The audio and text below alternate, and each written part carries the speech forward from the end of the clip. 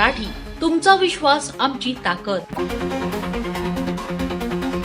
बुलढाणा शहराच्या सौंदर्याला आणि स्वच्छतेला कचऱ्याच्या समस्येमुळे मोठा तडा जातोय.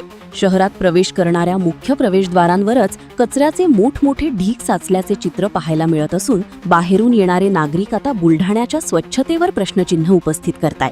राजकीय नेते या संवेदनशील विषयाकडे दुर्लक्ष करत असतानाच सहकार क्षेत्रातील भीष्म पितामह आणि बुलढाणा अर्बनचे सर्वेसर्वा राधेश्याम चांडक यांनी या प्रश्नाकडे प्रशासनाचे लक्ष वेधले आहे. बुलढाणा शहरात प्रवेश करताना पर्यटकांचे आणि नागरिकांचे स्वागत हिरवळ किंवा सुंदर कमानींनी नव्हे तर दुर्गंधीयुक्त कचऱ्याच्या ढिगाऱ्यांनी होत आहे. शहराच्या सीमांवर सर्वच प्रवेशद्वारांवर कचऱ्याचे साम्राज्य निर्माण झाल्यामुळे शहराची प्रतिमा मलिन होत आहे. राजकीय नेत्यांनी याकडे लक्ष देणे गरजेचे असताना प्रत्यक्षात या समस्येकडे दुर्लक्ष केले जात आहे. याच पार्श्वभूमीवर सहकार महर्षी राधेश्याम चांडक भाईजी यांनी या गंभीर बाबीची दखल घेतली असून बुलढाणा शहराच्या विद्रुपीकरणास कारणीभूत ठरणाऱ्या या कचऱ्याची योग्य विल्हेवाट लावण्यासाठी डीपीसी म्हणजे जिल्हा नियोजन समितीमधून तातडीने विशेष निधी मंजूर करावा अशी आग्रही मागणी राधेश्याम चांडक यांनी बुलढाण्याचे पालकमंत्री मकरंद पाटील आणि जिल्हाधिकारी प्रवीणकुमार देवरे यांच्याकडे केली आहे. ज्या संवेदनशील बाबीकडे राजकीय नेत्यांनी लक्ष द्यायला पाहिजे त्या बाबीकडे बुलढाणा अर्बनचे सर्वे राधेश्याम चांडक उपाख्य भाईजी यांनी लक्ष वेधले. मी उभा आहे चिखली बुलढाणा रोडवर. हाजी मलंग दर्ग्यासमोरचा हा रोड आहे ज्या ठिकाणी बुलढाणा शहरामध्ये जे बाहेरून लोक येतात ते दाखल होतात. आपण बघू शकता की किती मोठ्या प्रमाणात या ठिकाणी कचरा साचलेला आहे. हाच मुद्दा राधेश्याम चांडक यांनी उपस्थित केला आहे की बाहेरच्या जिल्ह्यातून आणि बाहेरच्या राज्यातून आपल्या बुलढाणा शहरात जे नागरिक येतात त्यांच्या मनात बुलढाणा शहराबद्दल एक भावना निर्माण होणार आहे की बुलढाणा शहर हा कचऱ्याने भरलेला आहे. असाच प्रकार बुलढाणा शहरातील जे चारी बाजूची जे प्रमुख प्रवेशद्वार आहे त्या ठिकाणी देखील असाच रस्त्यावर कचऱ्याचे ढीग साचलेले आहे.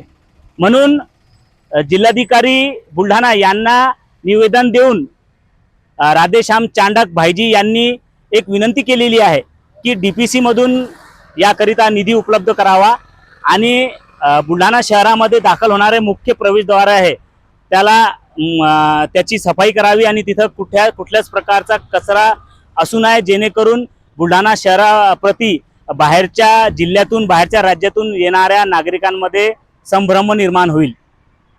वसीम शेख, लोकप्रिय मराठी, बुलढाणा. गेल्या कित्येक वर्षापासून मी बुलढाणा शहरामध्ये राहतो. माझा जन्म बुलढाणा शहरातला आहे. परंतु सध्याची बुलढाणा शहराची परिस्थिती इतकी वाईट झालेली आहे कचऱ्याच्या बाबतीमध्ये. बुलढाणा शहराची लोकसंख्या फक्त 10,000 असताना इंग्रजांनी याला जिल्ह्याचं ठिकाण केलं.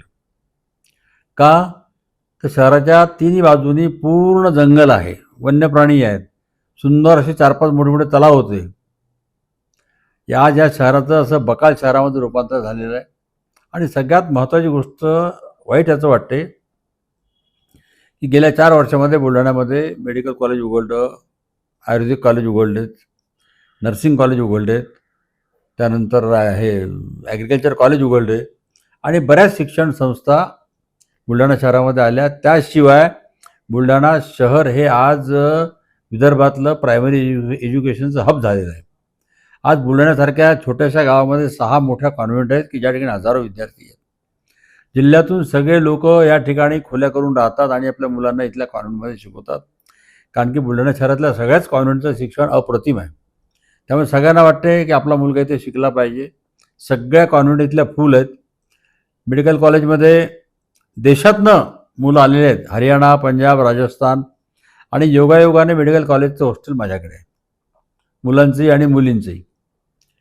त्या ठिकाणी पालक येतात आणि त्यांना इतकी घाण दिसते ते मला पूछतात क्यों, ये तो डिस्ट्रिक्ट का प्लेस है ना, हमने तो बहुत सुना था गाँव के बारे में, इतनी गंदगी क्यों है यहाँ पे, कचरा उठाते नहीं क्या. आता त्या लोकांना ग्रामपंचायत कुठे, नगरपालिकेची हद्द कुठे, त्यांना काय घेणं आहे.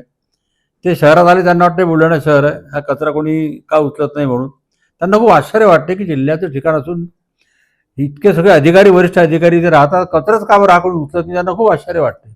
मी मान्य जिल्हाधिकारी आणि पालकमंत्र्यांना निवेदन दिलं आहे.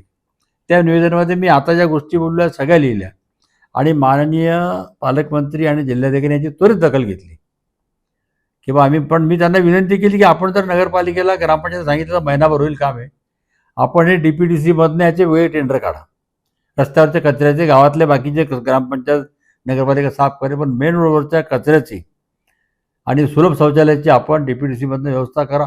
अधिकाऱ्यांनी हमी दिली आहे. हो, अन्य जिल्हाधिकाऱ्यांनी सांगितलं की मी ताबडतोब त्याचं दक्षता घेतो आणि माननीय पालकमंत्र्यांशी बोलून याची सोय लावतो. आणि त्याच दिवशी योगायोगाने पालकमंत्र्यांनी रात्री मला फोन पण केला की चांडकजी, मी तुमचं सगळं निवेदन वाचलं, मी ताबडतोब याच्यावरती ॲक्शन घेतो.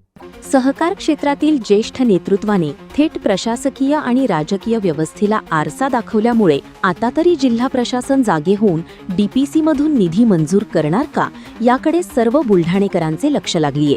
ब्युरो रिपोर्ट, लोकप्रिय मराठी न्यूज, बुलढाणा. अशाच ताज्या आणि वेगळ्या घडामोडींसाठी पाहत रहा लोकप्रिय मराठी न्यूज.